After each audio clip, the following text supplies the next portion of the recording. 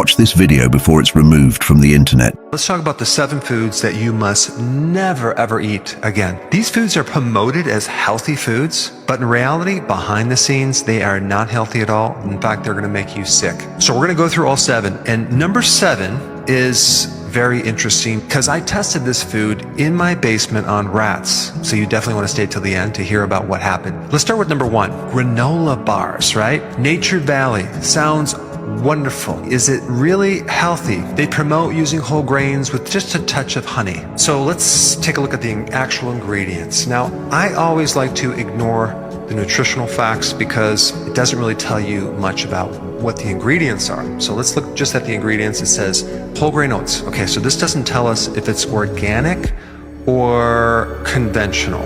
But if we scroll all the way down, it says contains bioengineered food ingredients. Now, what does that mean? It means that they have GMO ingredients, which they're going to have levels of glyphosate. That's an herbicide. And General Mills, who owns this company, dropped the 100% natural because they got sued.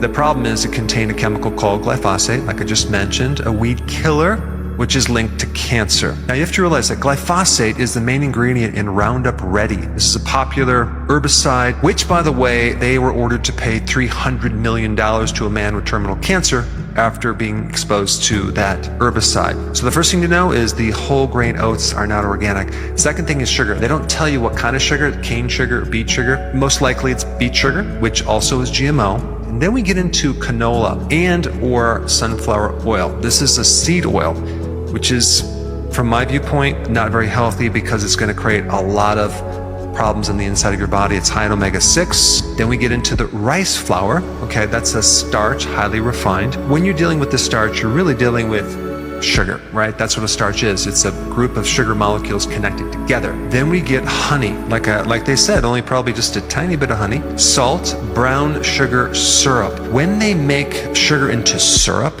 they have to refine it more, and it's actually going to create a really nice spike when you consume it with your blood sugars. 1 serving size equals just under 7 teaspoons of sugar. All right, let's dive into number 2. Agave syrup. Now, this is a type of sweetener that a lot of people consider to be diabetic friendly, keto friendly, because it's low on the glycemic index. It sounds very natural, but anytime they make a product into a syrup, especially agave, you're going to create more fructose, okay? Now, the thing you need to know about fructose is only the liver can deal with fructose. So whereas cane sugar has about 50-50 glucose and fructose, agave syrup is literally 85% fructose. Out of all the foods and sweeteners out there, agave has the most fructose. It has even more fructose than high fructose corn syrup, okay? This means it's going to create a major problem for the liver. Your liver treats fructose like it does alcohol, like a toxin.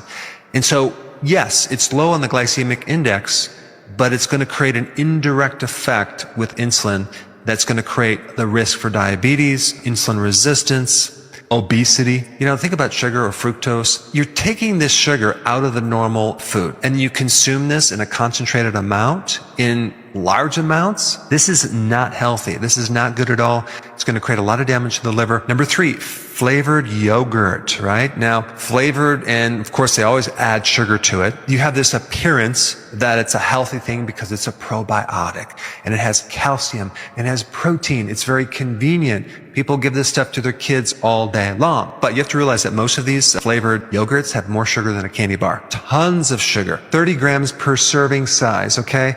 This is like way too much sugar. And then when you're adding the sugar to the protein in it and all the other stuff, you're just going to feed your pathogens, not the good bacteria. And the amount of probiotics or beneficial microbes in this product is not very significant. Most, if not all, these microbes don't even survive the stomach acid.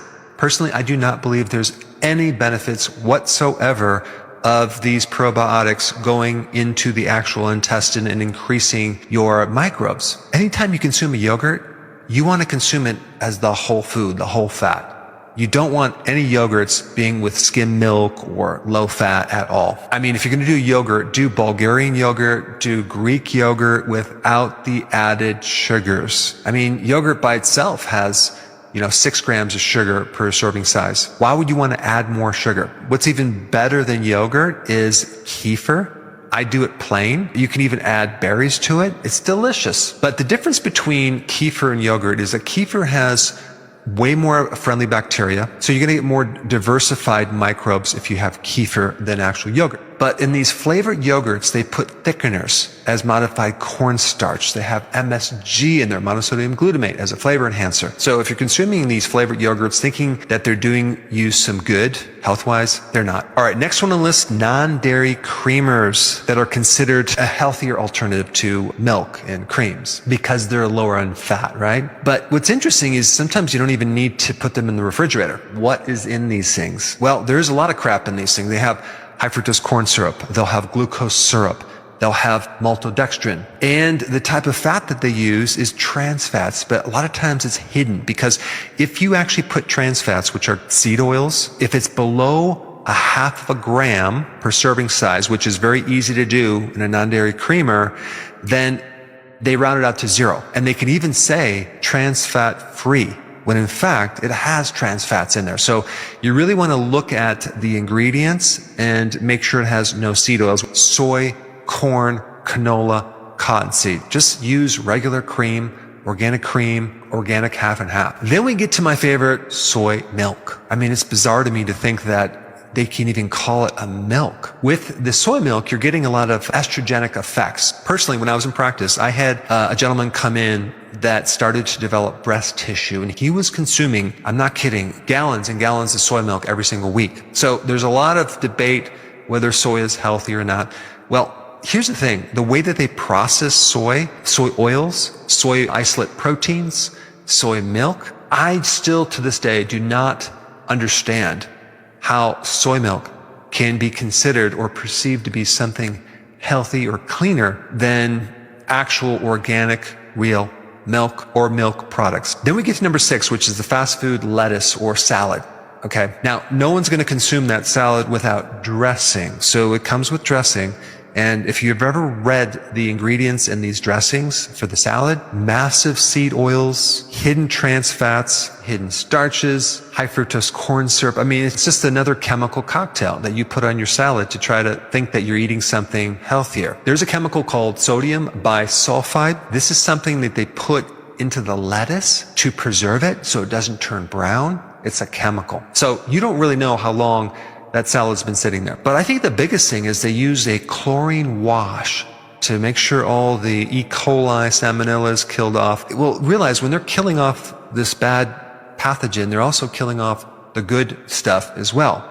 And I don't want to eat a salad that has this chlorinated, bleached chemical on it. The next time you want a salad, don't get it from a fast food restaurant. And the last food that I would highly recommend that you avoid, puffed cereal, puffed rice cakes. There was this chemist, and he worked for Quaker Oats, okay? They fired him because he noticed when they did the study on rats with puffed cereal, they would die. So I set up this experiment in my basement. I had 4 separate cages, okay? In the first group of mice, I fed them mice food. The second group of mice or rats, I fed whole wheat bread, okay? Third group, I fed white bread. And the fourth group, I fed puffed cereal. In one of the cages of rats, I noticed that the eyes started turning bright red and started bulging out. And these mice were actually dying prematurely. And this is after a week and a half to 2 weeks, okay? Now take a wild guess what group you think this was. Most of you are thinking it's the white bread, right? No. Something in the puffed cereal created the eyes to turn bright red, and it was literally bulging out, and it was killing the mice. So Paul Stitt's experiments were actually true from my viewpoint. That was enough of an experiment to get me to stop consuming puffed cereals. But here's the wild thing that happened. I went on vacation for a week. I had to do this seminar, and I told my wife to take care of the mice. Somehow, the mice that survived got out of the cage. I don't know if you know my wife, Karen, right? She comes downstairs, and she sees that the cage is open and all these mice are getting out. She freaked out, right? So this is why I have never duplicated that experiment. I'm not allowed to have any type of gerbils, hamsters, mice, ever again. We had to have some people come out to catch these mice. When I finally got home, I went out in the woods and I let them go free. So anyway, now you know the 7 foods to completely stay away from if you want to retain your health.